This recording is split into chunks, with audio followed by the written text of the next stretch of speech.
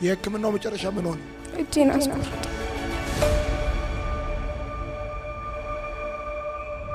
ሰው ባለ ህግ አማካሪዎችን ስጠይቃቸው እኔ ብዙ ጊዜ መጠየቅ እወዳለሁ። እኔ ሰው በህይወት ሲኖር 45,000 ብቻ ነው። እኛ ነፍሳችን በእግዚአብሔር ፊት ብቻ ነች ትልቅ፣ በሰው ፊት ትንሽ ነች የሚሰጠው ተመን ማለት ነው። አንቺ ስትሞቺ ይቀንስልታል ዋጋው? አዎ፣ ግን ደግሞ ተማሪ ስለሆንኩኝ እኔ ስኖር ደግሞ የሚከፍለው ብር ይበዛል ማለት ነው። ስለዚህ እንድትሞቺ ፈለገ። አዎ። ማን ነው ስምሽ? ሰላም። ሰላም። ለምን መጣሽ ወደፊት ለፊት? ይቅርታ ለመጠየቅም ይቅርታ ለማድረግ። ማንን ነው ይቅርታ የምጠይቂው? ለማን ነው ይቅርታ የምታረጊው? ይቅርታ የምጠይቀው እናቴን፣ ይቅርታ ማድረገው ደግሞ ለአባቴ። ለምንድን ነው? እኔ እንደ አባት ፍቅር ፈልጌ ያላገኘው። እኔ አባት አይፈልገኝም ታውቃለህ። ብዙ ጊዜ በጣም ብዙ ጊዜ ፈልጌዋለሁ። ብዙ ጊዜ እኔ በቀደም ያለቀስኩት ስታቅፍ አንድ ጊዜ እንደ አባት ቢያቅፈኝ ሆኔ ብዬ ስጸልይ ስለነበረ እኔ 2012 ዓመት ሲሆን ነው ጌታን ያገኘሁትና ደህንነት ተማርኩኝ፣ ተጠመቅኩኝና በጌታ በቃ ብርቱ ሆኜ ነበር። ከዛ ልክ በቃ አገልግሎት ልክ ልጀምር ስል ነው አደጋ ያጋጠመኝ። የመኪና አደጋ ነው። የመኪና አደጋ? የቱ ጋር አጋጠመሽ የመኪና አደጋ? ወዴት ስትሄጂ? ወደ ቸርች ሄድኩ። ምን ቀን? እኔ ገናን በዓል በጣም ነው የምጠላው። በገና ቀን ገና 2014 ላይ ሀርብ ነበር የዋለውና ምን አይነት መኪና ገጨሽ? ተገልብጦ ነው የኔ። እየሄድሽ ተገለበጠ? አንቺ ባለሽበት በኩል? ከዛ ምን ደረሰብሽ? ማንም ምንም ሳይሆን እኔ ብቻ እጄ ተጎዳ። እጅሽ ተጎዳ? ከዛስ? እና ደግሞ እዛ ውስጥ በቃ እና የባጃጅ ነውና የባጃጁ ባለቤት ሌላ ነበር፣ ስፖርት ይዞ ነበር የገለበጠኝና ከትራፊክ ትርፍ ስለጫነ ከትራፊክ ለማምለጥ ነበር እንደዛ ያደረገው። እና እኔ እዛ ጋር እኔን ለመግደል ፈለገ። እኔ በሶስተኛ ቀን ደም ስሬ ተፈልጎ ይገጠም ነበር፣ አለርት ነበርና ጊዜን የተከታተልኩት እኔን ለመግደል ፈለገ ማለት ነው። ባለባጃጁ? አዎ። ሆስፒታል እያየለሽ? አዎ። ለምን? እኔ እሱ ነገር አይገባኝም። ማለት ሰው ባለ ህግ አማካሪዎችን ስጠይቃቸው እኔ ብዙ ጊዜ መጠየቅ እወዳለሁ። እኔ ሰው በህይወት ሲኖር 45,000 ብቻ ነው። እኛ ነፍሳችን በእግዚአብሔር ፊት ብቻ ነች ትልቅ፣ በሰው ፊት ትንሽ ነች የሚሰጠው ተመን ማለት ነው። አንቺ ስትሞቺ ይቀንስልታል ዋጋው? አዎ፣ ግን ደግሞ ተማሪ ስለሆንኩኝ እኔ ስኖር ደግሞ የሚከፍለው ብር ይበዛል ማለት ነው። ስለዚህ እንድትሞቺ ፈለገ። አዎ። የህክምናው መጨረሻ ምን ሆነ? እጄን አስቆረጠ።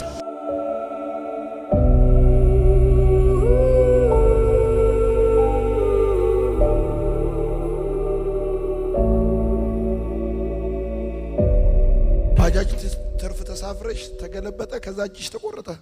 የቱ ጋር ተቆረጠ? ከመታጠፊያ በላይ። ከመታጠፊያው በላይ? እኔ ቸርች ውስጥ በጣም ነው የሚወዱኝና እኔ ብር አግኝቼ አይደለም ይሄንን ሳሰራ፣ ብር አግኝቼ ሳይሆን ቸርች ውስጥ በጣም የሚወዱኝ ሰዎች ስላሉ ነበርና በእነሱ ቸርች ውስጥ ምእመናኖች በጣም እታዘዛለሁ እና እነሱ ናቸው ያሰሩልኝ። አርቲፊሻል እጅ ያሰሩልኝ? አዎ። እና እኔ እዚህ ጋር ሁሉ ጊዜ እኔ በእግዚአብሔር እታመናለሁ፣ እግዚአብሔርን አምነዋለሁ። ምክንያቱም አባቴ እኔን አይፈልግ እንደ ሌላ ሰው እኔ እንደዚህ ሆኜ እንኳን ታምነኛለህ? አንድ ቀን የምታላየኝም አንድ ቀን ስደውልለት እኔ ደውልለታለሁ ምን እንዳለኝ ታውቃለህ? አባት ልጁን እኮ እውነት እንደሚታወቀው ልጁን የሚወድ አባት ለምንድን ነው ከወንድ ጋር የምታወሪው ብሎ ልጁን ይገስጻል። የኔ አባት ግን እኔ አንተ ናፍቄያለሁ ስለው እሱን እኔን ላለማውራት ለሌላ ወንድ አሳልፎ ስልኩን ሰጠ ማለት ነው። ለሌላ ወንድ አሳልፎ ስልኩን ሰጠ? አዎ። ስደውልለት ምን እንደ ቤተሰቦች እሷ እኮ ምንም አይደለም ከአንተ የምፈልገው እኔ ጓደኞቼ አባታቸውን ይዘው ሲሄዱ በጣም አሁን አይደለም እኔ ልጅነት ገና 6 ወር እያለሁ ነው መከላከያ ነበር የሚሰራውና እኔን ለመግደል የተነሳው በ6 ወሬ ነው። እሺ ይቅርታ እንዳረግሽለት ንገሪው።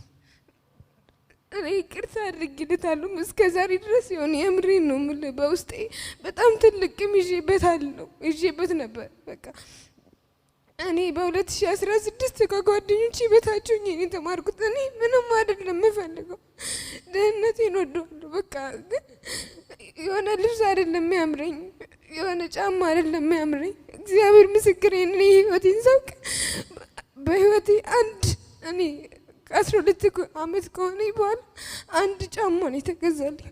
አንድ ጫማ የሆኔታ ምንኛል። እኔም ለምንም አይደለም ማለት ሰው 2016 ሲገባ ግን ከበደኝ በጣም። ከዛ ደወልኩና እባክህን እኔ ለትምህርት በጣም ስልክ ያስፈልገኛል አልኩት ማለት ስፈልጉ ልጅቷ እኮ በጣም የተሰማት ነው ሲል አንተ አባት አይደለህ እንዴ በህይወት ዘመኑ አንድ ነገር ብታደርግላት ምን ይሆናል ሲሉ ስፈልጉ ቆራጣችሁ ሽንት ቤት ከተቱ።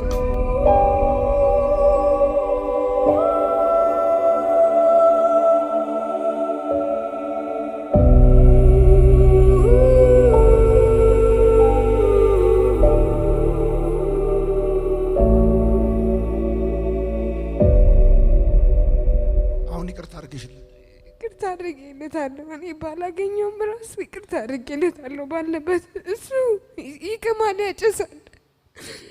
መከላከያ የነበረ እና ትልቅ ስልጣን ላይ የነበረ ሰው ነው። ግን አሁን ተራ ሆኖ ጫት ነው የሚቅመው፣ ሲጋራ ነው የሚያጨሰው። እኔ በሱ አሁን እኔ አባቴ ስለሆነ ግን አላፍርበትም። ግን ዘነበወርቅ ውስጥ እኔ ሰው ቤተሰቦች ሲያልፉ እኛ እኮ አባትን አይተነው ነበረ። ግን እንደ ተራ ሰው ሆኖ አሁን እያጨሰና እየሰከረ ሰውን እየተማታ ነው የሚሄደው ያሉኝ ማለት ነው። እሺ፣ ስለዚህ እንደምትወጂው ንገሪው። እኔ እወድሃለሁ፣ እውነት አባቴ፣ እኔ እወድሃለሁ። እግዚአብሔር እኔ በጣም ነው የምወድህ። ማንን ነው ይቅርታ የምጠይቂው? እናቴን። እኔ በዚህ ምክንያት በቃ 4 ዓመት ሲሆን ነው በቃ ከ6 ዓመት በኋላ በቃ እኔ ህይወቴን የተበላሸው። ያሳደገችኝ እናቴ አይደለችም። ምክንያቱም በ6 ወር ነው እኔን ጥሎኝ ሄደው እና እናቴ ደግሞ ልጅ ስለነበረች በዛ ጊዜ እኔ ምንም ማድረግ ስለማትችል ለእህቷ ሰጠችኝ። እህቷ ነች ያሳደገችኝና እህቷ እያሳደገችኝ ያለ በቃ ስደውልለትም አያነሳም ምናምን እንደዚህ አይነት ኬዝ ውስጥ ስገባ እሷ ወሰደችኝ ወደዚህ ስትወስደኝ እኔ አልፈልግም፣ እዚህ መቀመጥ አልፈልግም። እውነት ነው የምልህ። ምክንያቱም እዚህ መቀመጥም አልፈልግም። እዛ አክስቴ ጋር ስሄድ ባል አላት፣ ባል ሲኖራት እሱን እንደ አባቴ ይዤ እሄዳለሁ። እዚህ ሲመጣ ግን ምንም ስለሌለ ሁሌ አፍራለሁ። ሁሌ በቃ ከሰው በታች እንደሆንኩ ነው የሚሰማኝ እና በዚህ ምክንያት አሳዝነሻታል። በቃ አልፈልግሽም ብያታለሁ። እኔ ይቅርታ በይ እናቴ፣ በእውነት ይቅርታ። በቃ እኔ እወድሻለሁ፣ እኔ አልፈልግሽም። እኔ እናቴ የእሷ እህት ነች ብዬ እንደዚህ ጽፌላት ነው የሄድኩት ማለት ነው። በቃ እኔን ተይኝ። ስለዚህ ይቅርታ ብዬታለሁ። አጨብጭቡላት። አሁን ስንተኛ ክፍል ነሽ? 10ኛ። ወደ 10 አለፍሽ? በፊት በቀኝ እጅሽ ነበር የምትጽፊው? በቀኝ እጅሽ ነበር የምትጽፊው።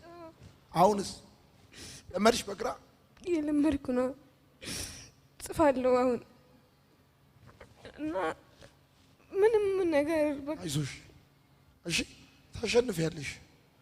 እግዚአብሔር ደግሞ ይረዳሻል። ትልቅ ትሆኛለሽ። እንደዚህ ነኝ ብዬ ከኔ በቃ ብዙ ነገር ውስጥ ገብቶ የመጡትን ስናገር ነበር። ትናንትና ስናወራ ነበር። የሞጆ ልጆችን ቃል ስንናገር ነበረ። ምክንያት እኔ እግዚአብሔርን ወደዋለሁ። እግዚአብሔር ለእኔ እውነት ከሞት ነው ያዳነኝ። ይህንን አምነዋለሁ። እኔ ምናልባት ስንት ዓመትሽ ነው? 17 ዓመት ነው። ግን እግዚአብሔር ለእኔ ብዙ ነገር አድርጎልኛል። እኔ እንዴት አለውጠውም? 2 ነገሮችን እጸልይ ነበር። ወይ አባት ስጠኝ፣ ወይ አባቴን እንድረሳው አድርገኝ። እነዚህ ሁለቱን እጸልይ ነበረ። ምክንያቱም በጣም እንጃ እኔ ከምን በላይ እግዚአብሔርን ቃል ምንም ብዙ ጊዜ ከቤት አልወጣሁም። እኔ እንደዚህ ከሆንኩ በኋላ በትምህርት ቤት ውስጥ ለመውጣት ያሳፍረኛል። ምክንያቱም ሰዎች ለኔ ያላቸው አመለካከት የወረደ ይመስለኛል። ትላንት ዛሬ ጠዋት ስንማር እግዚአብሔር አድራሻው የሰው ጌጡ አይደለም፣ የሰው ገንዘቡ አይደለም፣ የሰው ልብሱ አይደለም፣ የሰው ህይወቱ ነው አድራሻው። እዚህ ውስጥ በዚህ ምክንያት ዝቅ አድርጎ የሚያይሽ ማንም የለም። ከፍ አድርጎ አክብሮ እኩል የሚያይሽ ወጣት ነው ያለው።